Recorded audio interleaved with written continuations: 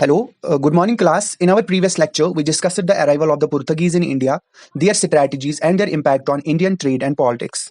Today, we move forward in our discussion on the advent of Europeans in India with the Dutch. The Dutch, also known as the Dutch East India Company, entered India in early 17th century, challenging Portuguese dominance in trade. They were primarily interested in the lucrative spice trade and established several trading ports along the Indian coastline. Unlike the Portuguese, the Dutch were more focused on the commercial activities rather than territorial expansion. In today's lecture, we will cover the arrival of the Dutch in India, their major trading settlements, conflicts with the Portuguese and the English, and at the end, we will discuss their decline and withdrawal from the Indian trade. By the end of this session, you will have a clear understanding how the Dutch influenced Indian trade and why their presence in India eventually declined. So let's begin. तो Dutch का India में आना, इसका जो सबसे prime reason था वो commercial था और उन्होंने अपने ट्रेड को एक्सपैंड करने के लिए ईस्ट की तरफ सफ़र किया और ये उनका प्राइमरी गोल था इंडिया से वैल्यूएबल गुड्स को यूरोप तक भेजना।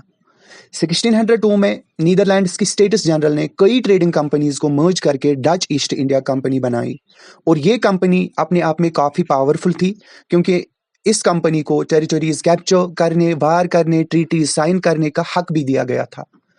तो 1602 में इस कंपनी को बनाया गया और डच ने 1605 में जो अपनी पहली फैक्ट्री है वो मुसीलीपट्टनम आंध्र प्रदेश में एस्टैब्लिश की और फिर धीरे धीरे उन्होंने इंडिया के अलग अलग हिस्सों में ट्रेडिंग सेंटर्स एस्टैब्लिश कर लिए। ये उनकी एक्सपेंशन स्ट्रैटेजी थी और इससे उन्होंने पुर्तगीज को काफ़ी चैलेंज किया जो इंडिया में पहले से डोमिनेट थे, जिनको हमने डिस्कस भी किया। डच ने जो है पुर्तगीज से नागापट्टनम जो अब मद्रास यानी चेन्नई के आसपास है वो कैप्चर किया और उससे अपना मेन स्ट्रॉन्ग होल्ड बना लिया साउथ इंडिया में। डच जो है उन्होंने अपने ट्रेडिंग नेटवर्क के थ्रू इंडिया के कई हिस्सों से वैल्यूएबल कमोडिटीज का इंपोर्ट और एक्सपोर्ट किया, जैसे इंडिगो जो यमुना वैली और सेंट्रल इंडिया में बनाया जाता था, टेक्सटाइल्स और सिल्क जो बंगाल, गुजरात और कोरोमंडल कोस्ट से हमें देखने को मिलता है, वैसे ही ओपियम और राइस जो गंगा वैली से निकलता था। ये कमोडिटीज उनके लिए काफ़ी प्रॉफिटेबल थी और इस ट्रेड ने उनको इकोनॉमिक पावर को और मजबूत बनाया। तो मैंने आपको बोला था कि यहाँ पे जब वो आए तो उनकी जो राइवलरी थी वो इंग्लिश के साथ भी हमें देखने को मिलती है और हमें उनकी राइवलरी पुर्तगीज के साथ भी देखने को मिलती है। बाद में जो है इन तीनों पावर्स में जो ब्रिटिश ईस्ट इंडिया कंपनी है वो विजेता घोषित हुई और उनका कंट्रोल जो है पूरे भारत में एस्टैब्लिश हुआ और कॉलोनियल रूल उनकी वजह से आगे बढ़ा। फिर हमें जो है ब्रिटिश इंडिया के कंसोलिडेशन और उन्होंने कैसे यहाँ डिप्लोमेसी एग्जीक्यूट करके पूरे भारत पे कब्जा किया वो देखने को मिलता है। फिलहाल हमें जो राइवलरी देखनी है वो पुर्तगीज की देखनी है, उसके बाद हम एंग्लो डच राइवलरी पे आएंगे। तो फिलहाल बात करते हैं पुर्तगीज के बारे में। आपको पता ही होगा कि पुर्तगीज एक्सप्लोरर जो वास्को ड गामा ने 1498 में इंडिया जो कालीकट केरला थे वहां पहुंचकर यूरोप और इंडिया के बीच ट्रेड का पहला सी रूट एस्टैब्लिश किया जो हमने देखा और 1510 तक पुर्तगीज ने गोवा कैप्चर कर लिया और अपना बेस बना दिया, जिससे उन्होंने स्पाइस ट्रेड, ब्लैक पीपर, कैडमम, सिनेमम पर मोनोपोली बना ली। पुर्तगीज ने गोवा, कोचिन, दमन, डू, श्रीलंका जैसे मेजर पोर्ट्स और ट्रेडिंग सेंटर्स पर कंट्रोल कर लिया। 15th सेंचुरी के दौरान उन्होंने जो है Indian ocean trade completely dominate कर लिया और किसी भी यूरोपियन पावर को आने नहीं दिया। ठीक है, ये था पुर्तगीज के बारे में थोड़ा सा बैकग्राउंड फ्रॉम 1498 टू 1600। 1602 में क्या हुआ, डच ईस्ट इंडिया कंपनी बनी जिसका मेन एम था इंडियन ओशन और स्पाइस ट्रेड पर कंट्रोल लेना। डच पहले इंडोनेशिया जो स्पाइस आइलैंड्स जो मलक्को आइलैंड्स थे वहां पे उन पे उन्होंने फोकस किया, लेकिन उन्होंने देखा कि पुर्तगीज ने इंडियन ओशन ट्रेड पर कंप्लीट कंट्रोल ले रखा है।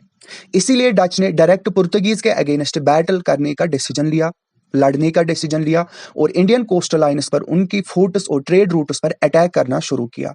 डच का मेन फोकस था पुर्तगीज के स्पाइस ट्रेड को तोड़ना, इंडियन और श्रीलंकन पोर्ट्स पर कंट्रोल लेना, south east Asian trade routes जैसे मलेशिया, इंडोनेशिया, श्रीलंका को कैप्चर करना। डच ने जो है 1602 में जो अपनी कंपनी बनाई जो दुनिया की पहली मल्टीनेशनल कॉरपोरेशन थी, इसका मेन एम था इंडियन ओशन ट्रेड कंट्रोल करना और पुर्तगीज मोनोपोली तोड़ना। डच ने मिलिट्री और नेवल पावर का इस्तेमाल करना शुरू किया ताकि पुर्तगीज के फोर्ट्स कैप्चर किए जा सके।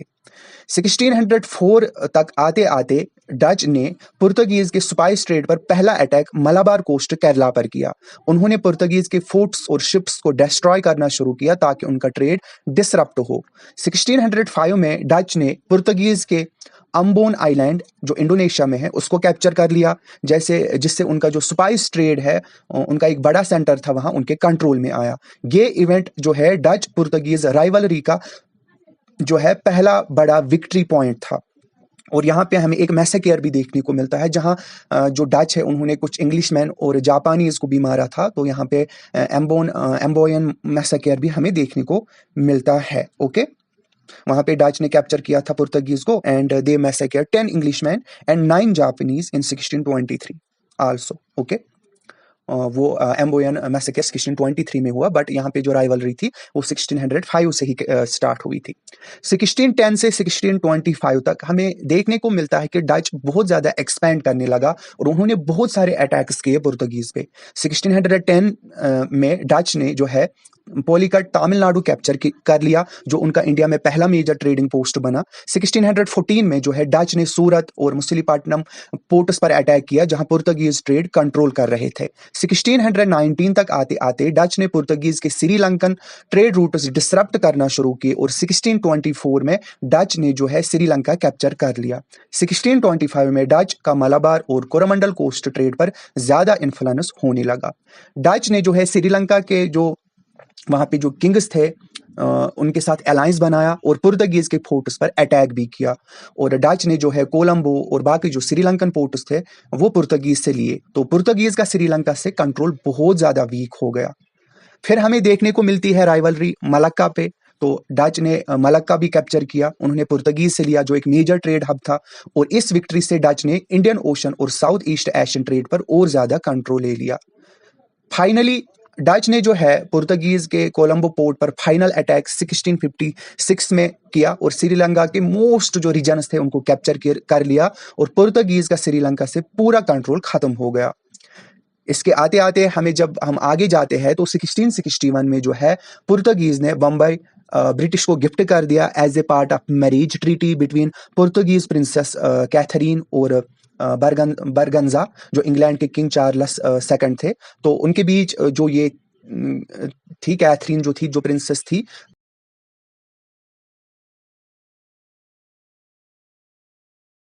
जो है मैरिज ट्रीटी हो गई जिसमें 1661 में पुर्तगीज ने बम्बई ब्रिटिश को गिफ्ट कर दिया। इसका मतलब था कि पुर्तगीज का इंडिया में इन्फ्लुएंस और वीक हो गया। फिर हमें 1663 में मिलता है कि डच ने पुर्तगीज के लास्ट मेजर इंडियन जो फोर्ट था कोचन उसको कैप्चर कर लिया और इसके बाद जो है पुर्तगीज सिर्फ गोवा, दमन और दीव तक लिमिटेड हो गए। डच ने मलाबार कोस्ट का भी पूरा कंट्रोल अपने हाथ में लिया था।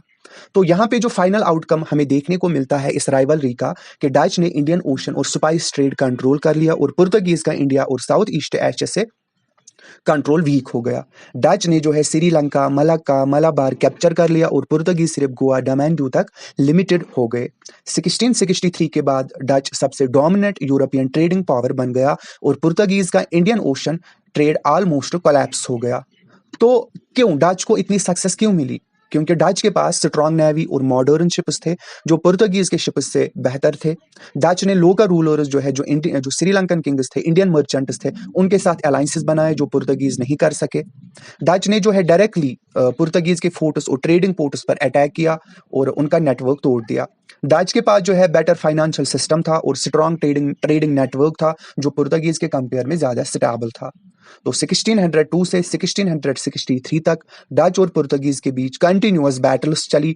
डच ग्रेजुअली पुर्तगीज के मेजर ट्रेड सेंटर्स कॉलोनीज को कैप्चर करता गया और 1663 के बाद डच इंडियन ओशन ट्रेड में डोमिनेट पावर बन गया। पुर्तगीज का इंडिया में इन्फ्लुएंस सिर्फ गोवा, दमन एंड दीव तक रह गया और 18th सेंचुरी में जो है British east India company Dutch और पुर्तगीज दोनों का इन्फ्लुएंस खत्म करके सबसे बड़ा कॉलोनियल पावर बन गया। तो उसके बाद ब्रिटिश हमें देखने को मिलता है। इसके बाद क्या हुआ, हमने यहाँ तक देखा कि पुर्तगीज को बहुत मतलब तंग करके जो डच है वो मेजर ट्रेडिंग पावर उभर के आया। 1600 में ही जो है डच ने पुर्तगीज को हराकर हमने देखा कैसे इंडियन ट्रेड और स्पाइस ट्रेड को डोमिनेट किया। लेकिन 1700 तक आते आते उनका पावर डिक्लाइन होना शुरू हो गया। रीजन क्या था? ब्रिटिश और फ्रेंच का राइज हुआ, डच को जो है कम्पीट करना मुश्किल हो गया इनके साथ। डच का फोकस जो है इंडोनेशिया पर ज़्यादा था, तो इंडिया को इन्होंने सेकेंडरी रखा, और वार्स और फाइनेंशियल प्रॉब्लम्स की वजह से यूरोप में डच के अगेंस्ट वार्स चली। तो अब इसके बारे में हम जानकारी लेते हैं कि जब ये एक मेजर ट्रेडिंग पावर बन गया पुर्तगीज को मात देकर, तो उसके बाद क्या हो गया। 1680 से लेके 1825 तक हम इस टाइमलाइन को कवर करते हैं। तो डच का ट्रेड जो है स्ट्रांग था, लेकिन ब्रिटिश ईस्ट इंडिया कंपनी और French east India company rapidly grow कर रही थी।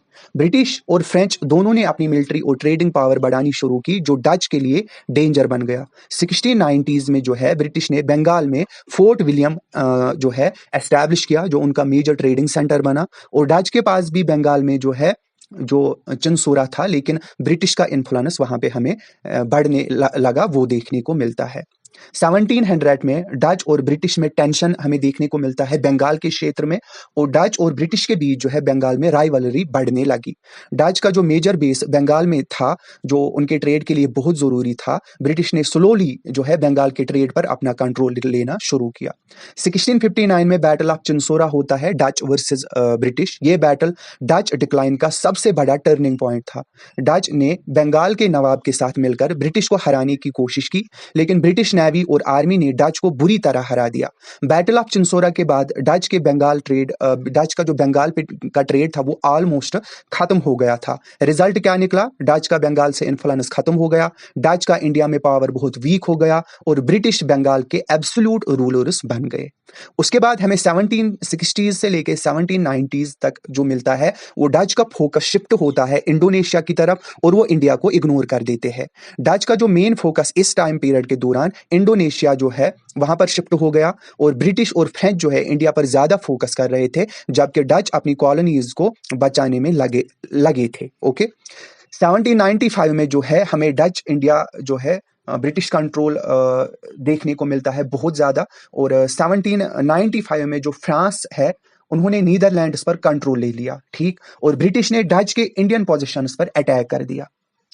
डच के मलाबार, कोरामंडल, बंगाल की सभी फोर्ट्स को ब्रिटिश ने ले लिया, और डच ऑफिशियली इंडिया में बहुत ज्यादा वीक हो गया। 1811 तक आते आते जो है ब्रिटिश ने डच के मेन जो कॉलोनी उनकी थी इंडोनेशिया थी, वो भी टेम्पररी कैप्चर कर ली। इस वजह से डच जो है इंडिया पर फोकस नहीं कर सके। और 1825 में ब्रिटिश ने डच के लास्ट जो रिमेनिंग इंडियन टेरिटरीज थी, चिंसोरा, नागापट्टनम, पुलिकट, वो भी ले लिए। और डच और ब्रिटिश के बीच जो है एक लास्ट में 1824 में एंग्लो डच ट्रीटी साइन होती है, जिसमें डच ने इंडिया छोड़ दिया और इंडोनेशिया पर फोकस किया। तो ये थी एंग्लो डच राइवलरी। और इसके बैकग्राउंड में यूरोप में एंग्लो डच वार्स भी चल रहे थे, तो फाइनेंशियली वो बहुत वीक हो रहे थे। तो लास्ट में एंग्लो डच ट्रीटी 1824 में हो गई, तो डच भी यहाँ से प्लेयर खत्म हो गया। तो यहाँ पे हमें फिर फ्रेंच और ब्रिटिश ईस्ट इंडिया कंपनी देखने को मिलती है। फाइनल आउटकम क्या हुआ कि इंडिया पर कम फोकस किया और इंडोनेशिया पर ज्यादा इन्होंने ध्यान दिया डच ने। ओके, इसीलिए इनका डिक्लाइन हो गया, ठीक। और ब्रिटिश जो है और फ्रेंच जो थे वो इंडिया में बहुत ज्यादा एग्रेसिव थे, वो एक्सपेंशन कर रहे थे। 1759 के बैटल ऑफ चिंसोरा में ब्रिटिश ने डच को हरा दिया, और ब्रिटिश ने बंगाल और साउथ इंडिया पर स्ट्रांग होल्ड बना लिया। उसके बाद हमने क्या देखा कि डच के पास स्ट्रांग मिलिट्री नहीं थी इंडिया में, ब्रिटिश के नेवी और आर्मी बहुत स्ट्रांग थी। डच का ट्रेड जो है वो कोलैप्स होने लगा यूरोप में, हमें देखने को मिलते हैं बैकग्राउंड में एंग्लो डच वास, तो फाइनेंशियल प्रॉब्लम बहुत थी इनको, तो ब्रिटिश का फाइनेंशियल और मिलिट्री सिस्टम ज्यादा स्टेबल था। 1600 में जो हमने देखा कि डच सबसे स्ट्रांग ट्रेडिंग पावर था, लेकिन 1700 में उनका इंडिया पर कंट्रोल वीक होने लगा। तो रिकैप करते हैं, तो 1759 में जो है बैटल ऑफ चिंसोरा के बाद डच का बंगाल से कंट्रोल चला गया। 1795 के बाद डच के मोस्ट जो टेरिटरीज थे वो ब्रिटिश ने ले ली, और 1825 में डच ऑफिशियली इंडिया से एग्जिट हो गया, और British east India company India की मोस्ट डोमिनेंट पावर बन गया। तो ये थी डच की राइवलरी पुर्तगीज के साथ और डच की राइवलरी ब्रिटिश के साथ। तो इसके बाद डच का यहीं पे एंड होता है। बाकी इन्होंने बहुत सारे यहाँ पे फैक्ट्रीज या जो फैक्ट्रीज है वो इंडिया में बनाई। किसने? डच ने। वो आप वैल्यू एडिशन कीजिएगा नोटिस से। उन्होंने सूरत में 1616 में बनाई, या इन्होंने कारगिल में 1645 में, चिंसोरा में 1653 में, वैसे ही कासिम बाजार, बालासोर, पटना, नागापट्टनम 1658 में, कोचन 1663 में। तो ये इनकी फैक्ट्रीज थी। और बाद में जो है ट्रीटी होती है, और इसके बाद डच का फाइनली ऑफिशियली इंडिया से एग्जिट होता है और फिर हमें राइवलरी देखने को मिलती है between between French east India company and British east India company. दो प्लेयर्स को लगभग लगभग हमने ख़त्म किया जो अब बहुत ज़्यादा वीक हो गए थे। तो अब इसके बाद हम डिस्कस करेंगे ब्रिटिश के बारे में और फ्रेंच के बारे में, और उसके बाद हम आगे आगे बढ़ेंगे। फिर हम देखेंगे कैसे ब्रिटिश एक मेजर पावर उभर के आया इन सारी कॉलोनियल पावर्स को मात देकर। ओके, तो आज के लेक्चर में इतना ही। बाकी कहीं पे कोई भी डाउट रहा हो, you can reach out and I will neutralize your doubts. Thank you. Good luck.